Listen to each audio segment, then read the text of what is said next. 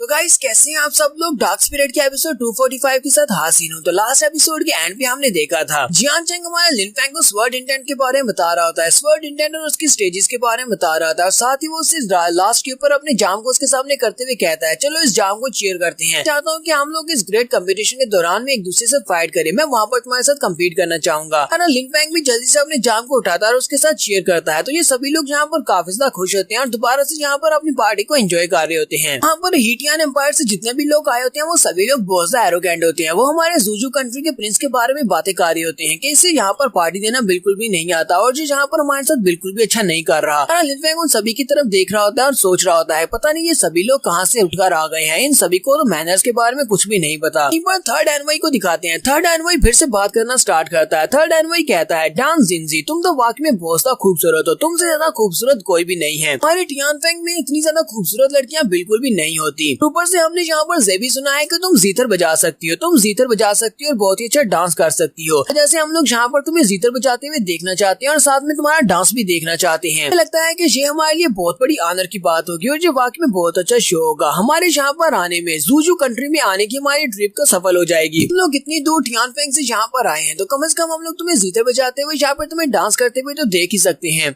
लेकिन एम्पायर के एम्बेसडर उनकी तरफ देखकर सोच रहे होते हैं ये टियान फेंग के एनिमीज जानबूझकर यहाँ पर इन लोगों को गुस्सा दिलाने की कोशिश कर रहे हैं और बाद में ये लोग मुझे कहेंगे कि मैं इनकी मदद करूँ। हाँ, लिन फेंग उनकी बात सुनने के बाद उनसे कहता है क्या तुम्हें लगता है कि ये बात बहुत ज्यादा फनी है जो तुम बार बार एक ही बात किए जा रहे हो। अनभूषा भी वहीं पर बैठा बैठा सोच रहा होता है ये लोग जानबूझकर यहाँ पर लिन फेंग को उकसाने की कोशिश कर रहे हैं ताकि वो लिन फेंग को डायरेक्टली चैलेंज कर सके और लिन फेंग इनसे फाइट करना स्टार्ट करे। फिफ्थ एनवाई भी कहता है मुझे लगता है कि थर्ड एनवाई ने बिल्कुल ठीक कहा है, लोग इतनी दूर से टियान फेंग से यहाँ पर तुम्हारे जूजू कंट्री में आए हैं, उसका हमें यहाँ पर प्रिंसेस के डांस तो दिखाई देनी चाहिए, प्रिंसेस को हमारे सामने डांस करना चाहिए, वरना हम लोग यहाँ पर इतनी दूर आकर क्या करेंगे, हमें डांस देखना है। हमें पता है कि प्रिंस वूजा और सिंजी दोनों ही हमें यहाँ पर निराश करके वापस नहीं भेजेंगे, ये हमारे लिए इतना तो कर ही सकते हैं। जबकि यहीं पर प्रिंस लैंगटियांग को भी दिखाते हैं जो कि इस बात से बहुत ज्यादा खुश हो रहा होता है क्योंकि प्रिंस लैंगटियांग ने जो सारे के सारा मसला खड़ा किया है उसी ने तो इन सभी को बताया कि प्रिंसेस डांस भी अच्छा करती है और साथ में विजिटर भी अच्छा बजाती है। वो सोच रहा होता है देखते हैं कि अब लिन फेंग इस सारे सिचुएशन से कैसे निकलता है। लिन फेंग उनकी बातें सुनने के बाद हंसना शुरू कर देता है। वो अपने जाम को रखता है और उठकर खड़ा हो जाता है और कहता है तुम सभी लोग वाकई में बहुत ज्यादा इंटरेस्टिंग हो। जिनसे भी उसकी तरफ देख रही होती है कि अब ये यहाँ पर क्या करने वाला है। तो लिन फेंग उठकर खड़ा होता है और सीधा जाकर प्रिंस लैंगटियान के सामने खड़ा हो जाता है। प्रिंस लैंगटियान से कहता है क्या तुम यही चाहते हो। प्रिंस लैंगटियान उसकी तरफ देख रहा होता है कि अब ये यहाँ पर मेरे पास क्यों चला आया है। तो हमारा लिन फेंग उसकी टेबल के ऊपर अपना पाँव मारते हुए उसकी टेबल को तोड़ देता है और टेबल के ऊपर जितना भी जाम और फ्रूट पड़ा होता है वो सारे का सारा नीचे गिर जाता है। देखकर प्रिंस लैंगटियान को बहुत ज्यादा गुस्सा आता है लेकिन वो इसके सामने ज्यादा कुछ नहीं कर सकता क्योंकि उसे पता है कि ये उससे ज्यादा स्ट्रॉन्ग है। प्रिंस लैंगटियान काफी घबरा जाता है और लिन फेंग से कहता है तुम्हें मुझसे क्या चाहिए। फेंग उसे कहता है ये तुम मुझसे पूछ रहे हो कि मुझे तुमसे क्या चाहिए।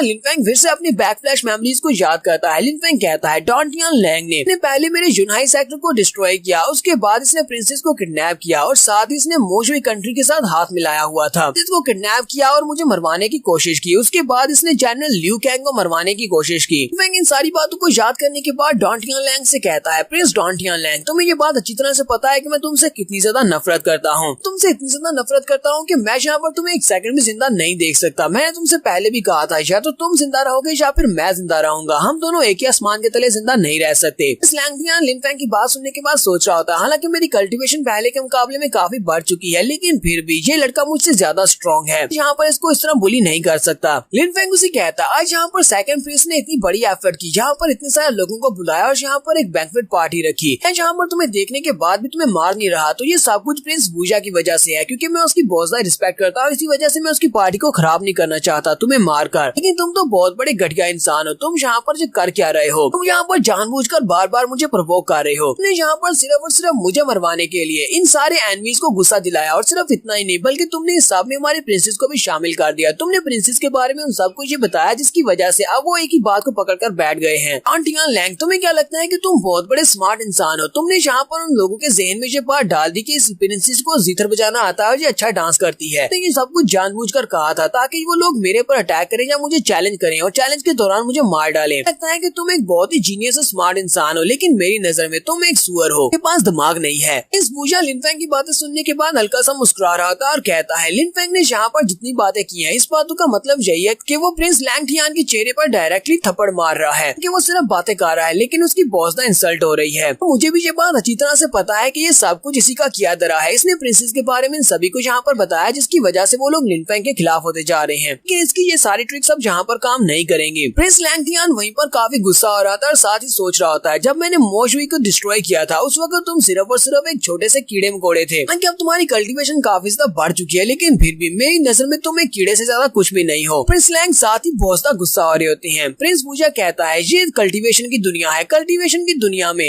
आपसे कोई ज्यादा स्ट्रॉन्ग होता है तो वो आपको नीचे दबा सकता है, सिर्फ वही बात करेगा, और जो कम स्ट्रॉन्ग होता है वो उसकी बात को सुनेगा। लिनफेंग के पास में लिनफेंग के पास कोई भी बैकग्राउंड नहीं था, ना ही उसके पास कोई सोशल स्टेटस था, लेकिन डांटियान लैंग के पास दोनों चीजें थी, जिसकी वजह से वो लिनफेंग को बुली कर रहा था। लेकिन लिनफेंग अब इससे ज्यादा स्ट्रॉन्ग है, इसी वजह से लिनफेंग सभी के सामने उसके सामने आकर इस तरह इंसल्ट कर सकता है, लेकिन आगे से डांटियान लैंग उसे कुछ भी नहीं कह सकता। यही इस दुनिया का रूल है, इस मार्शल आर्ट्स की दुनिया का। वो भी जहाँ पर स्ट्रॉन्ग है वो अपने से कमजोर की किसी वक्त भी किसी जगह के ऊपर भी इंसल्ट कर सकता है या फिर उसकी जान ले सकता है। यहाँ पर हमारी एपिसोड 245 का एंड होता है। एपिसोड की एक्सप्लेनेशन अच्छी लगी हो तो कमेंट करके जरूर बताइएगा। चैनल को सब्सक्राइब कर दे, वीडियो को लाइक और शेयर कर दे। शुक्रिया।